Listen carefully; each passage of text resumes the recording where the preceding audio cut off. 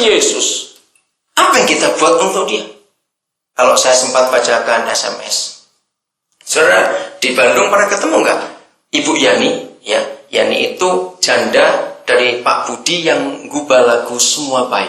Nah, jadi sebelum Pak Budi itu meninggal, lagu itu sudah diubah. Cuma waktu lagu itu jadi terkenal semua baik, ya, dia nggak pernah tahu lagu itu jadi berkat buat banyak orang karena dia meninggal. Dia meninggal umur muda, baru 20 sekian karena TBC. Nah, anaknya satu, bisu tuli.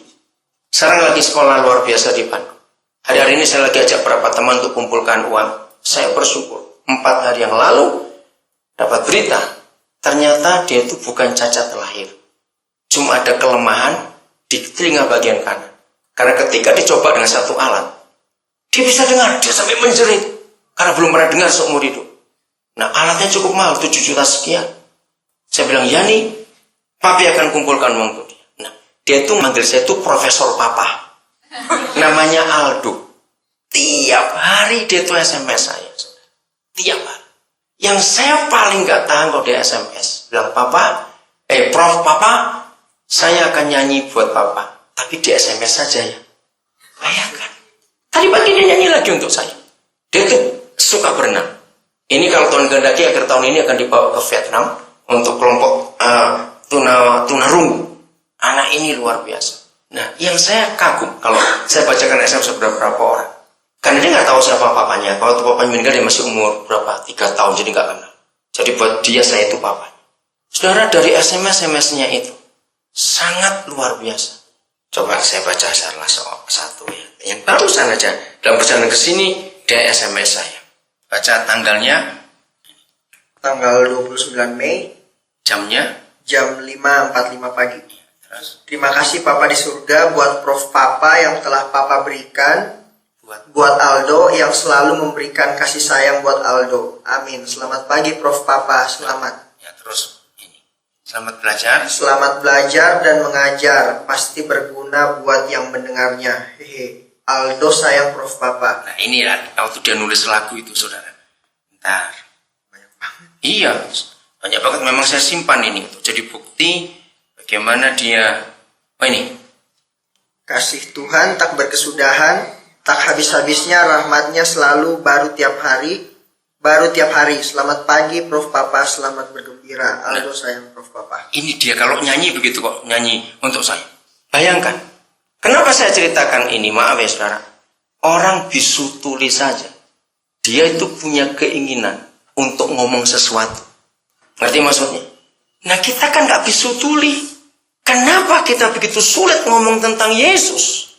Ada yang gak beres dalam hidup kita kalau kita tidak mengakui keadaan ini.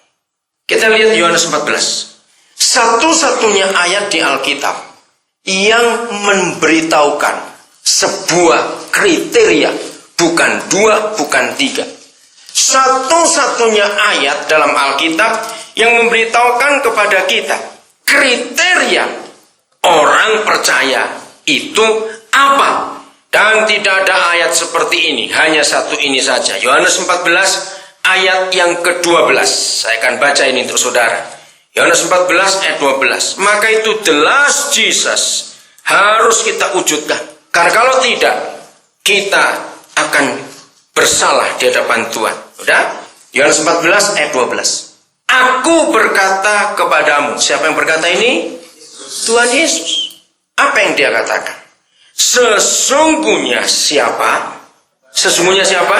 Barang siapa percaya kepadaku. Stop sampai situ. Jadi dengan jelas Tuhan Yesus sendiri mengatakan bahwa satu saja kriteria orang percaya itu. Bukan karena dia pakai kalung salib yang semeter kemana-mana. Nggak lucu dong. Betul nggak lucu. Bukan karena namanya dari Muhammad jadi Daniel. Bukan. Satu-satunya kriteria sebagai orang percaya itu cuma ada di ayat ini. Sesungguhnya barang siapa percaya kepadaku. Lihat, ayo baca sama-sama kriterianya. 1, 2, 3. Ia akan melakukan juga pekerjaan-pekerjaan yang aku lakukan. Stop dulu. Menurut saudara, kriteria ini sulit nggak dilakukan? Jawab, sulit tidak dilakukan? Tidak. Loh kok sulit? Berarti belum Kristen. Kalau saudara berkata sulit, berarti saudara belum Kristen. Dengar. Ini hanya menyontoh dan mengikuti. Saya pakai kata lain. Hanya menjadi imitatornya saja. Pengikutnya, penirunya. Saya tanya kepada saudara. Di dunia ini hanya ada satu kelompok manusia yang paling hebat kalau menirukan sesuatu. Menirukan siapa saja. Siapa kelompok itu? Anak-anak susah bener. Ya betul tidak? Semua anak di dunia itu paling suka kalau bisa seperti papa mamanya.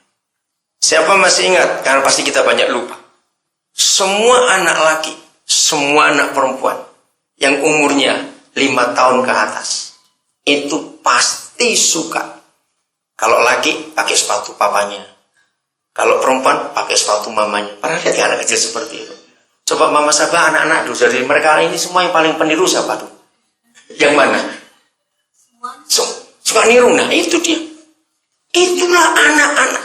Lihat, siapa pernah ketemu anak kecil keluar dari kamar, wih, lipstiknya kemana-mana, bedaknya minta ampun. Betul tidak? Kenapa? Karena niru mamanya pakai itu. Betul tidak, saudara? Karena peniru. Lihat anak-anak kecil pakai rok mamanya, anak perempuan pernah lihat itu, bangga sekali. Mereka seperti itu. Saudara dengarkan ini. Jadi Yohanes 14 ayat 12 itu tidak susah, tidak sulit kalau kita adalah anak-anak Bapa di surga. Kalau kita adalah anak-anak Bapa di surga, otomatis kita akan ngikut apa yang Yesus buat. Apalagi dalam Roma 8 dikatakan ayat 29, Yesus itu kakak sulung. Kita ini adik-adik.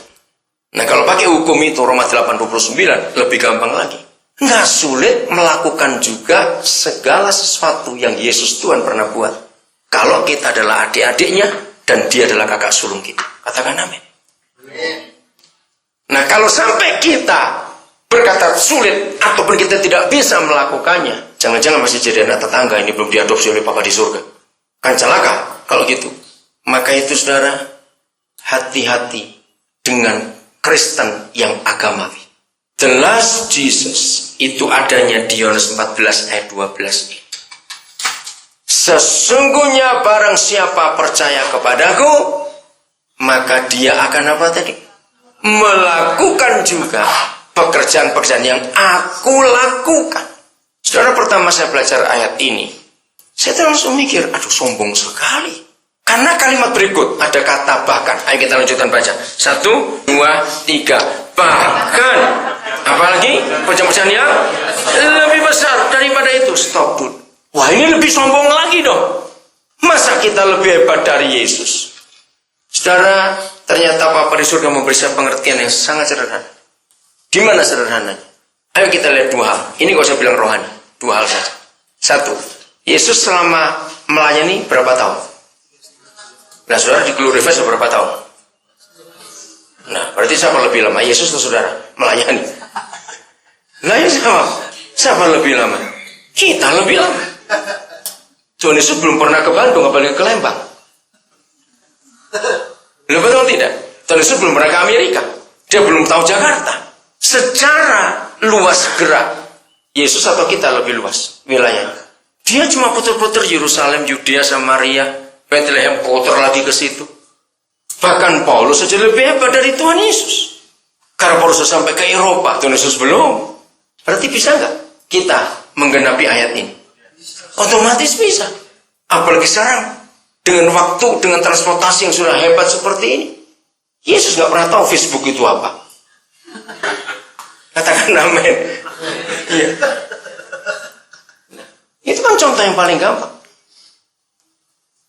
Kalau saudara suka main Facebook, tapi nggak berani menyatakan kasih Yesus kepada dunia, jahat saudara. Saudara pakai apa Facebook saudara itu? Nggak usah kirim ayat, orang nget juga tiap hari ayat aja ini apa ini. Tuhan nggak mau kita jadi orang Farisi, garuk-garuk keluar ayat, upil-upil keluar ayat. Orang nget kalau kumpul kita. Nanti maksudnya korek.